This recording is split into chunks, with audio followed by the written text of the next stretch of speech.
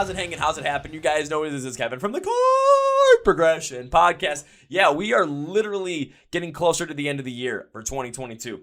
It has been a great year for the podcast with many, many great bands.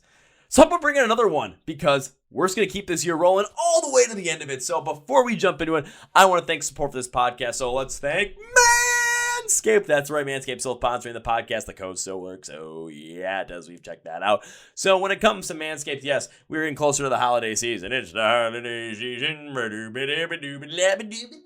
Or whatever they say.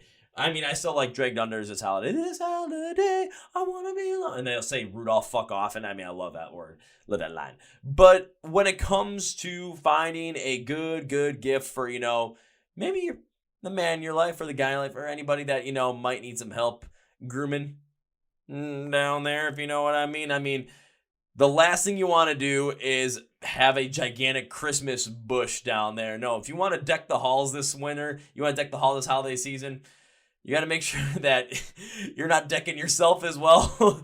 Put the ornaments on and put the ornaments on the bush there. No, you don't want to do that. So make sure you go to manscaped.com, get yourself a Lawnmower 4.0, the best shaver for your boys down there. Oh yeah, that shaver has multiple different features. It is waterproof, so say you're shaving in the shower. Yeah. Okay. It's got a 4K LED light so you can watch what you're doing down there. So you can light your bush up like a Christmas tree and shave it down so that it's as pretty as a Christmas tree. And it is also has like skin safe technology. So when you're cutting and shaving down there, you're not gonna cut and like nick yourself. So you're not gonna have those like ting tang while bing bang type cuts. You don't want to have to deal with any of that. So go to manscaped.com. Go get something for the person in your life that could use some help down there grooming wise.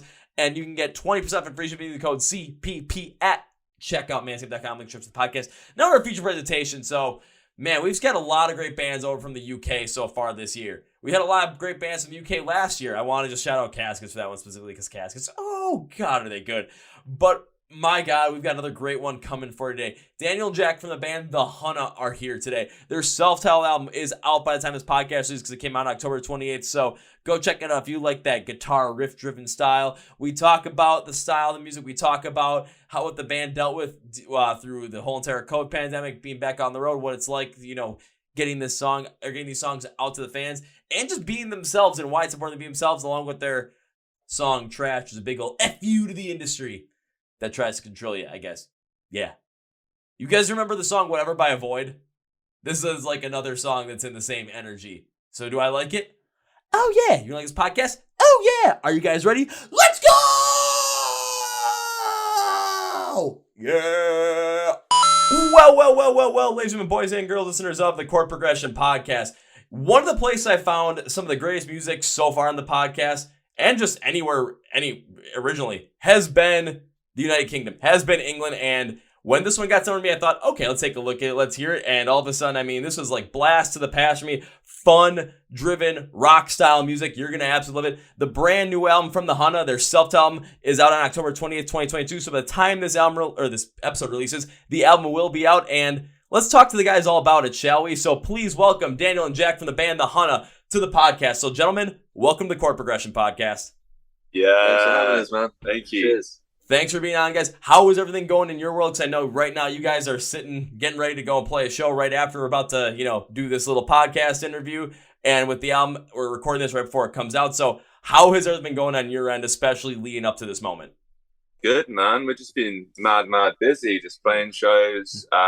We've been rehearsing because we're doing the whole album from start to finish on this tour, and then playing the classics at the end as well. And just been getting everything in order, haven't we? Yeah, really? We've been manic. Doing music videos in LA. We did two weeks ago. One came out just over a week ago, about a week ago, and then the other one's coming out on Monday. So we've been super busy with visuals, designing merch, rehearsing, and we played our first show of the UK tour on Monday, and we've got the second one tonight. So we're We're already knackered. Yeah, It's just we're tired started. already. Well, I don't blame you guys for being tired already. That is a lot to put in there for an album release as well. Multiple music videos on the other side of the world, basically coming all the way over to Los Angeles to shoot those, doing all the things with visuals, getting merch ready, and then now doing a UK headline run where you're playing the whole entire album, plus the hits, plus the classics. I mean, that's a lot to take in there, but one other thing I got to say is you got to be happy about that in the end, because it's a lot better than what we had to deal with 2 years ago when there were no live shows happening. We were all sitting around like, can we go outside again without people yelling at us? Yeah, definitely, man. Yeah, like it's good to just be back out here and doing what we do and doing what we love and meeting the fans and playing them new music, giving them the old classics too. And it's just, it's just so great, isn't it? Really? That's what we love the most, is playing live. So yeah, it's been a long time coming, like everyone, and we're very excited and grateful to be back doing it. So yeah, definitely. Well, happy to have you guys back playing live, but you're saying playing live is one of your favorite things. I mean, why is that one of your favorite things? Because for myself, outside of just doing these podcasts, my favorite place in the world is any concert venue I go to, because all of a sudden, start seeing the bands go on, you get that sense of community from the fans, that sense of family from the fans, and then you start to see that giant hole open up in the middle of the crowd, and I'm just like, gimme. Yeah, dude. I mean, that's just our bread and butter, isn't it? Like, we're that's a band. How we met. That's how we met. Is playing live. So we've always wanted to do. That's why we picked up instruments, and so being up on that stage is definitely our favorite thing out of everything we do. And whether it's big or small, and when we started and we met, like we rehearsed in a room, and Dan and Ryan already knew each other, and then I jammed with them. This is probably about 8 years ago, and that's how we connected, was playing our music together. So that's why we love it so much.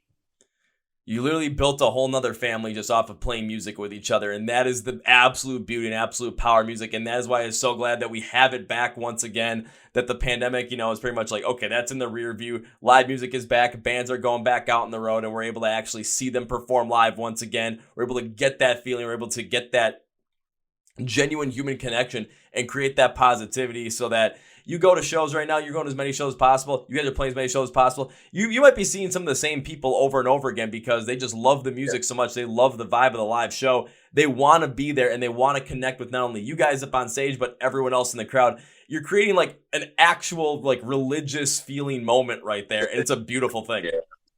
Yeah. 100%. That's the other reason why we do it, is to make people smile. And that's why we did it, is because we were, excited to go and see our favorite bands as kids, and we obviously saw all the goats, and we were like, we want to try and do that in any shape or form. And the fact that we now, after so many years, can do that, it's just so nice to see all the people come and support us, and just kind of lose yourself in the music. Definitely. And now that this run has started, what has been the reception from people, not only from the album, from the first show you played? I know it's not the largest sample size to work with, but what has the reception been from the fans, not only from the beginning, playing this full album through, plus the hits, on top of that, just being able to see you guys play live again? What has that energy been like?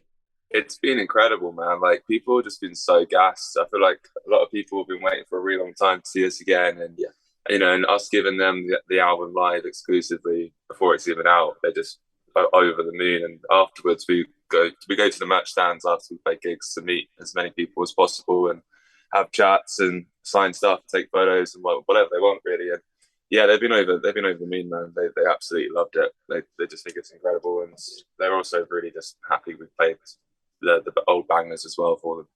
So it's just been a really, really incredible experience. It just feels so good to be back out again, especially after it's been like, how long? I mean, 2.5, 3. Well, we did it in November. It's been a year since we did a small tour, which was kind of in the middle of not back to normal. So this is the first back to normal tour since 2019 for us. Yeah, and this tour as well, it's kind of like we're doing more smaller venues, but more dates across the UK. So instead of just doing like the main cities, and it's like a week and a bit tour, we decided to just do loads of small venues, to get ourselves out there in every corner. As many different cities and people as we can. And they deserve that because they've been so patient. So. Yeah, exactly. Well, and then one thing you guys said too about after your sets, being able to go back to the merge table, being able to connect with as many fans as possible that want to come up and talk to you, that want to get something signed, want to take a picture. Doing that many dates in smaller venues has to help you out with a lot of that and helps to help you create, that positive connection that these fans are going to have with you. I've talked to many artists on this podcast before that love those smaller venues due to the fact that it gives you a chance to potentially connect with everyone there. Because you're playing in rooms that are like, 1,000, 2,000 people. There's a lot of different aspects that go on, different security settings, different crowd control things that have to go on. So you're not able to connect with people on that level that you might want to. But going and doing as many more dates in those smaller venues, I mean, you might be, 200 people seeing you, but you have a chance to meet every one of those 200 people. You have a chance to create a connection with those 200 people, and those 200 people have a chance to see something and be a part of something that could really impact them in the long run, not only from a music standpoint, but I mean, music drives life. Music drives inspiration, and it could be something that just inspires somebody forever. It could be one person, it could be 10 people, who knows, but you're given that chance. You're giving that chance a chance to happen. So that is an absolutely beautiful thing to happen. Absolutely. Yeah, well said. Well said, man. I mean, we couldn't say it better. Fucking smash it. Ow! Thank you. I will take that applause. All right, bow. All right, everyone. That's it for me. Don't forget to tip your waitress. I'll be here next week. Something like that. Legends. Just having a good time with it. But what you guys were talking about too, you said that this is your first real big tour, or like real tour in 3 years. Of course we had the pandemic hit, but then you guys played one last year, but it wasn't necessarily fully back to normal. I kind of know what you mean by that, because we had the same thing kind of happen in the US where all of a sudden, okay, now there's certain restrictions that happen at different places. You never know if bands are going to be able to play, because if one person on the tour package gets COVID, okay, now the whole entire thing's shut down for a week. So what did you guys experience with that when you guys had that first tour back from the shutdown, but not fully back to the way it is today? What was it like? It was obviously good to be doing something, and we were playing really cool venues, and the shows still went really well. So we had a great time, but the restrictions especially was we wouldn't be able to do what we're doing now. We couldn't go and meet the fans afterwards. It was kind of like play the show and everyone goes their separate ways. So it was quite strange, because we always have hung out afterwards, and because at the end of the day, without these people, we wouldn't be doing these shows. So we're very kind of just grateful that anyone buys a ticket. So we treat it like, homies. Like if someone comes to say hello, then we treat them like a friend. Like I think we've seen in the past, some bands do, some bands don't, each to their own. But, I think we like to not have like a disconnection with them, in the sense of like, we're the band, we're too busy. Thanks for coming, but see you later. Like we've never had that attitude. We've always had we've got time for everyone, and I think, like you said, going back to the sort of, we could make someone's day, or we could inspire them to do something. It's like, if it's one person, then that makes us, happy that we can help someone, or if they're having a bad day, we pick them up, so it was strange, but at the same time, it was still cool to play. And we went and did the fourth album. So we knew that, give it time, we could get back to where we are now. So we did actually do a weird show during COVID. There was this Virgin Arena outdoor show in summer, wasn't it? It was like a trial. It was like a trial thing, and this was early COVID. After our show, there was another one, and they had to cancel it because they all got COVID, all the staff, didn't they? But it was all segregated. Everyone watching us. It's like little gates. It was like tiny little fences, like little squares. And it was so weird. And the only way it happened is because it was outside, because inside people weren't even allowed to sing. So I think there were certain shows in other countries where they banned singing and stuff like that, which was when it was really all kind of all over the place. But, so we've done a few different things. Anything we could do to kind of just keep playing music. Anything to get done. I mean, there was been a lot of bands that kind of did something. I saw a lot of that happen over in Europe. There were bands that did that here. I know in 2020, Beartooth actually did a show at a drive-in movie theater in where I live. So I was like, oh, shoot. Okay, at least we're getting something like that. So people really brought their cars and were jamming on top of their cars while, Caleb Shomo's up on stage screaming his ass off like he does every single night. So it's weird to kind of look back at that time and just see all the crazy things, especially not only from your perspective as musicians, as touring musicians, going up on stage, playing the songs, but from the fans' perspective too. It's like, having to be huddled in those little tiny fences with only people that you're really closely connected with and can't sing along and can't really jam out. I mean, Feels weird It's just crazy, talking isn't about it? that. Doesn't even feel like real life. Yeah. Like it didn't happen, but it Yeah, did. it was. And then we were an online band as well for a year and a half. Yeah, so that's crazy. you know, and that got to a point where it just kind of sucked because that's not what we do. Yeah, we like to play to human people. Yeah, we did a lot of lots of Twitches and live streams, covers, and some things were fun, but other things just felt like it just felt forced and not what we're used to doing. So yeah, just the entire like streaming concerts, the live stream concerts, all that kind of stuff that people did during the pandemic online. They continue to make sure that not only their bands or their artistry continue to stay in the minds of pop culture, but stay relevant with as many fans as possible. There's a lot of weird stuff that people did, but thankfully now we're at the point where, you know, going to live shows, there's no restrictions on there. People are coming and having a blast like they did back in 2019 without a care in the world. And it is a beautiful thing to see. And man, I'm just happy that you guys are able to get back out there and be a part of this once again and do this, especially after going through that like weird time in 2021 where we can play shows, but there's these weird restrictions around them. But now it's just free reign, back at it. Let's have a blast. Yeah, thanks. 100%. Yeah, we're glad. Thank God. Yeah. Oh, thank God. And when I was looking at the album too, it seemed like you guys took a lot of the emotions and a lot of the energy that you guys were feeling, especially during that time with the pandemic and other things that were going around, I think, with the band as well, as I was reading through the whole entire like promo or press release I got from there, to really bring this album to the forefront, really be inspired by things that were going on during that time, the energy and just things that were going on with you. So is that the truth, or what was this album about? Because that's one thing I really love to know is what was the concept and really the inspiration behind the Hunna's self-titled album? Yeah, I mean, a lot of things. Obviously, the big break on not being able to see anyone kind of gave us a good amount of time to really kind of home in on, I guess, a fresh sound, but also going back to our roots. Just kind of, you know, listening to our favorite guitar bands in general. So we kind of, it was the three of us just getting together without any distractions. You know, mainly wrote it, just the three of us just jamming, listening to our favorite music and just kind of having a good time, which is what, you know, why we started the bands. And so it was really nice to kind of go back to just, you know, organic, just us three in a room jamming. And, you know, we all had different ideas that we brought to the table. And the album itself was definitely more like a refresh for us and like a fresh start. So we've been through quite a lot of ups and downs. And the third album definitely kind of like honed in on the darker side of what we've been through. So I think that actually helped us kind of cleanse ourselves and go, right, well, this is like the hope and the future that's brighter. Which is definitely what we kind of honed in on, I guess, more on the lyric side. But there's lots of different songs and different moods, and it sums up all sorts of styles, and all the songs do different things. But for us, again, it was kind of like just bringing the punch back with the rock and back to basics, less is more. And sonically, it really came out like it couldn't have come out better. You know, we feel anyway. Working with Gil Norton, who's worked with the Foos, Jimmy Eat World, Violent Soho, and he was the first person put on the table for us with our management company.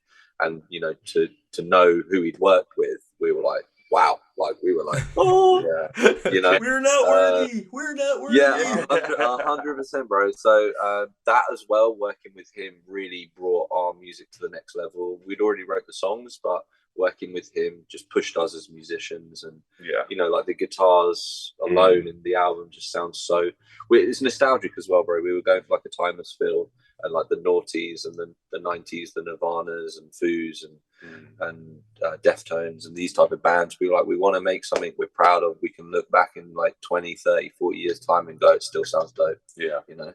Well said. Thanks. I tried. Body bag that. Oh, even listening to the album, like especially with those guitar tones, I have to agree with you on that, because when you listen throughout this whole album, there's gonna be tones that you can pick up from later in the 80s. You can pick up different tones from styles in the 90s. You can pick up tones from styles in the early to mid 2000s. But when you listen to it, it doesn't necessarily feel like, okay, it's stuck in that era. The album really feels like it's still fresh. It's still there, because honestly, you take a listen to the Foo Fighters, take a listen to Monkey Wrench, and it like today, and it's like, yeah, that song still absolutely smacks, and it still sounds fresh. But it came out in 1997. And when I was going through your self-titled record, I mean, going through you get the first song, you get the intro, okay, then you get to Trash, and right when I heard that song, that was the one that had me say, all right, I'm in on this. Like, Trash is the one that just had me, I'm like, okay, I'm in with this, I'm ready for this, let's go. And listening through it, that was the song that got me hooked. So great pick to start out the album with Trash. I got to give you one of these because chef's kiss.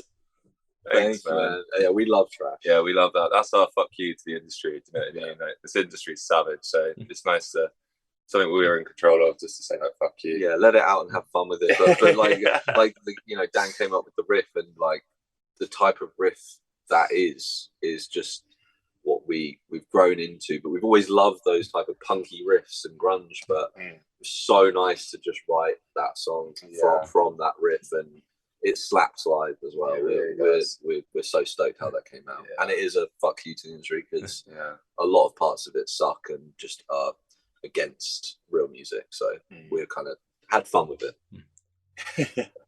Honestly, it was the punky riff that brought me into the song, but it was the content around the lyrics with the fuck you to the industry that really was the thing that like drew my attention even more fully onto it, because I can see what you're saying by this being a song that, you know, really gets the crowd going with that punk kind of. Anytime you put a punk riff into something, it's going to have that raw, tenacious energy that makes people just want to move around, makes me want to shove other people, makes me want to throw my shoulder at people, knock people down and go, huh, okay, help you back up, because, you know, that's the rule of the pit. Someone gets knocked down, you pick them right back up. But going out and just calling the industry out on so many things, but it wasn't that it was done like in a sly way or metaphorical way. I mean, you guys really came out there and just went straight at it with a kind of like a little bit more of this like cocky attitude where, hey, we're here. This is what has happened to us. This is what's been told to us. You should follow along with this trend. You should be doing all these different weird TikTok videos because that's what's trending right now. Hey, emo's back again. Let's go and, you know, make you guys emo again because that's what's going to hit for the next, you know, 8 to 10 months. But instead, you guys just kind of, instead you guys just kind of be giving this big old, you know, fuck it, we're going to be on our own and we're going to do what we want to do. And I always look at this, the bands that always wanted to go and do what they want to do and be on their own, those are the bands that these people in the industry 5-10 years later down the road say, you got to be like those guys. Like, those are the ones that are the trends. The Bring Me the Horizons is pretty much like, Bring Me the Horizons is like the prime example right now of that. Yeah, they're brilliant. They're on the same management as us, and they've been with them since day, and they've always stuck to their guns and done what they've wanted to do. And 20 years later, they're kings of rock music, really, aren't they? Rock and metal, massive. They've earned that. They've put loads of work into it, and that's the thing. I think it's behind the scenes. There's so much work that goes into this stuff, and you know, I think, you know, there's not enough time to explain how much goes into it. Do you know what I mean? Yeah. But the main thing is, if people enjoy the music, I think if you're a real rock fan, especially with the rock world, because like we were talking about it with someone else, like hip hop, we love hip hop so much, but it's so much easier if you're a solo artist to just jump in, bash a song out, boom, it's out, you know, whereas with a band, it takes time. So we feel that, you know, that is so important to take your time and pick your moments and your moods with the music, and that's why we love rock, because it's a statement, you know, rather than just 8 to 10 month Cool trend.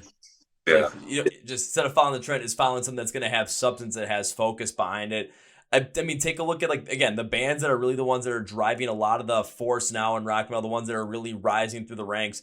It's the ones that are, you know, doing things that they want to do. They're doing the things that they just feel are right. They're not following along with any specific trend. They're not trying to cash in on, you know, oh, emo's popular again. Oh, we're not going to try and do these like a minute long songs so we can get these splices on TikTok for people to recognize. They're speaking to the quality of the music. But the other part of it too is rock and metal has always been anti-establishment. So why would we want that to follow along with what is popular right now? Why wouldn't we want it to stand on its own? Why wouldn't we want it to have this, you know, it's kind of like, you know, fuck you, I won't do what you tell me look to it. Good old Rage Against the Machine right there. Follow that line. Perfect. It's true though. It's spot on, isn't it? It's just, fuck those trends, fuck these people who are trying to make you not here or not. Just want to be yourself and just do what you love doing and enjoy doing it. Yeah, and you know, there's no right or wrong. Like, people that are successful on TikTok, good for them. Like, it's just not for us. Yeah, we know who we are and what we want to do. Yeah. And the goats are coming back. The Rages, the Limp Bizkits, the Deftones, Chili's, all these bands. They're still I feel like they're coming back, which we'd always love, obviously, because their music's amazing and it's great to see them touring when they can. But I think there's maybe a part of it as well where the music industry has got so diluted that maybe these bands are like, we're going to step back in and show everyone how it's actually done. If they are, props, because someone needs telling someone. Yeah, so I'll say I'll have to agree with you guys on that. Someone definitely needs to see if that's the case and do that, because even if the bands that are following along with these trends, if that's what they truly see at their core, like all the like the emo stuff that's kind of becoming popular again. If there are bands out there that are really truly into that emo stuff, go for it. If that's what you are for, go for it. Yeah, exactly. Yeah. And if you've been that for decades, then as well, it's like fair enough. But I mean, if you kind of just jumped into it because you're like, oh, emo's popping right now, it's like you're not doing it for the right reasons. Exactly, and you're not doing it for the art; you're doing it because of the trend. Yeah, and you're following trends. It's not keeping to it. Yeah, but I mean, if it works for people, it works for them, and we're just gonna do our thing, and it is what it is. Well, because even thinking about this too, following trends, it's something like with business as well, where if you're constantly trying to follow what's like popular right now and you're waiting for it, by the time you jump into it, by the time you create something for it, especially use music, it's already going to be too late because the next trend's already going to be starting. If you want to be on the forefront of a trend, you got to be able to create that trend. You got to be the creators of that. So if you want to make that happen, that is fantastic, but you've got to do it with your authentic sound, your authentic music that people are just going to love. There's so many other things around there, but if you don't do and stick genuinely true to yourself, and you're just constantly chasing after, what's popular or what might get you paid quicker, that's where a lot of the quality gets lost, just completely. Not only in music, but in literally anything in life. And I mean, there's so much quantity out there. There's so little quality now. But when you find quality, you got to stick with it and run with it. When you find a band like Bring Me the Horizon that is just absolutely taking the rock and roll world by storm, and they've done everything in between just because that's what they want to do. When you listen to your guys' record, when you listen to Trash just coming out with the big ol' fuck you to the industry, and then you go through the rest of the record, and it's just this fantastic, just open feeling thing where you're laying out so much emotion, so many great guitar riffs as well. You just get to enjoy, you just get to get lost in it. Or you listen to something like, I'll use Ice Nine Kills as an example. Horror metalcore. Who would have thought that would have worked? Yeah, totally. Love it. Thanks, man. Yeah, I mean, another great example, we love Turnstile at the moment, and Turnstile are absolutely killing it. Yeah, they're crushing it. And why are they killing it? Because they are completely themselves, and musically, they're bringing something new to the table. Yeah, they've been in the punk hardcore scene for a long time, and there's so many good punk hardcore bands, but they've obviously put a new modern twist on, hey, we can be a really hard post-hardcore punk band, but we can also add in some really nice Frank Ocean-y style synths, and then write maybe some more commercial numbers within that. And you've got best of both worlds, man. And they're the type of bands we listen to because they're real and they've earned the place they've got because they've been doing it for years and years and years. They haven't just fucking stumbled across it and got lucky. They've worked for it. And for us, that's how we feel. We've worked our asses off for like 15, 20 years wanting to do this. We all went to music college wanting to do this when we were like 15, 16, 17. I didn't even know the guys then, but we all went to the same music college at different times. So it's not like it was, obviously you need luck and you need those moments to help you get to where you can get to. But at the same time, without hard work, you're going nowhere. And obviously the love for the music within that. So that's kind of us. We have always wanted to be doing this. You just got to make it happen. Yeah. And be original.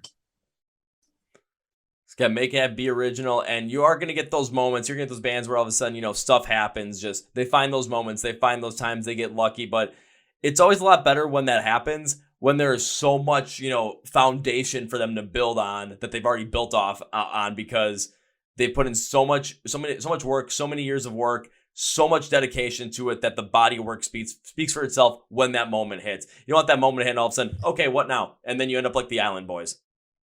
Yeah. Absolutely. I'm an island boy. and I'll say this, you guys, the Hunna, you guys are not going to end up like that, especially with this record. You guys are going to go into 2023, and these guitar riffs are going to be in people's minds. They're going to be bringing smiles to people's faces, and everyone that's going to see you on this tour and any tour you go on next year as well, they're going to feel that vibe. They're going to feel that positive. They're going to feel that quality of hard work, and it's going to be a beautiful thing.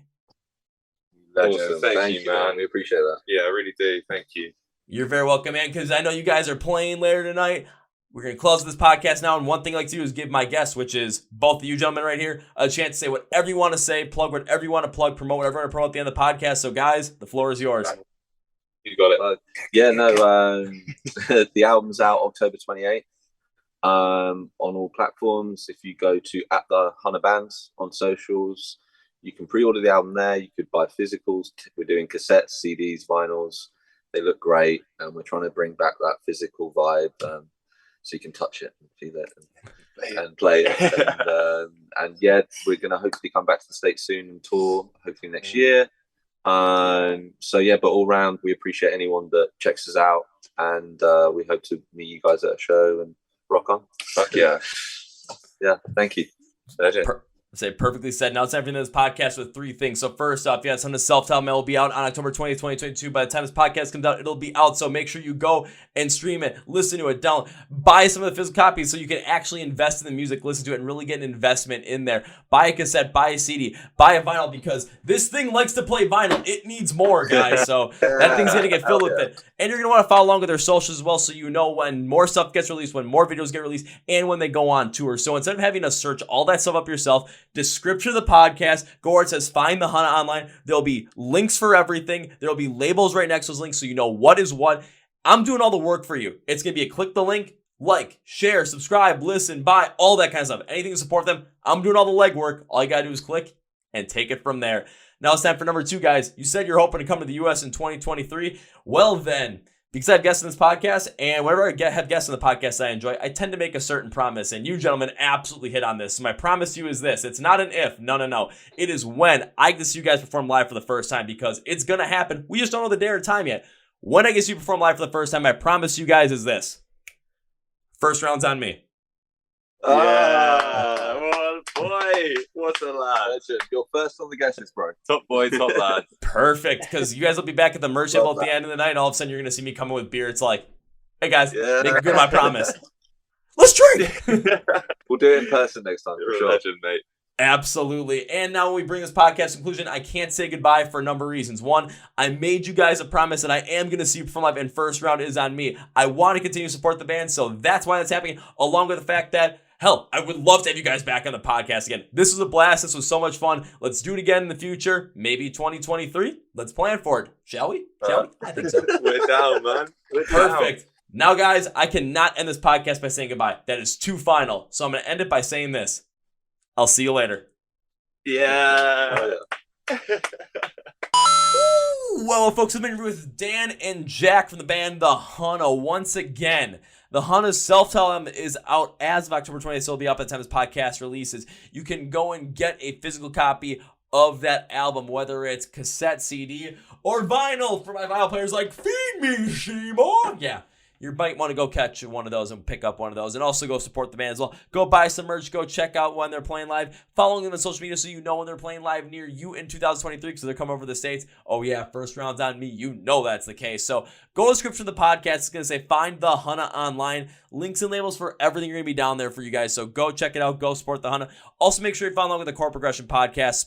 We're on Facebook, Twitter, Instagram, and TikTok for your viewing pleasure. Please subscribe to this podcast on YouTube, where you can watch all these interviews, and you can watch the crazy shorts as well, because also, YouTube shorts. Yeah, we put them on there as well.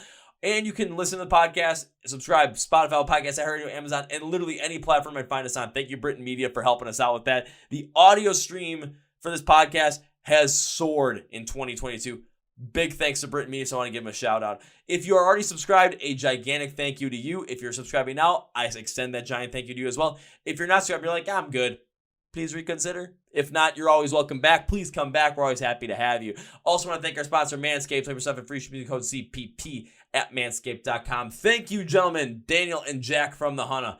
Go kick ass at that show. Go kick ass in 2022. And come over to the United States and let's kick some ass in 2023. Ready? Ooh, yeah. That's going to be for me, guys. Thank you for That's going to be for me today. Ah, man, that's a tongue twister. That's going to be it for me today, guys. Thank you for listening to the Chord Progression Podcast. My name is Kevin, and you guys know how I end every single one. That was a big, healthy, and hearty. See ya! Yeah!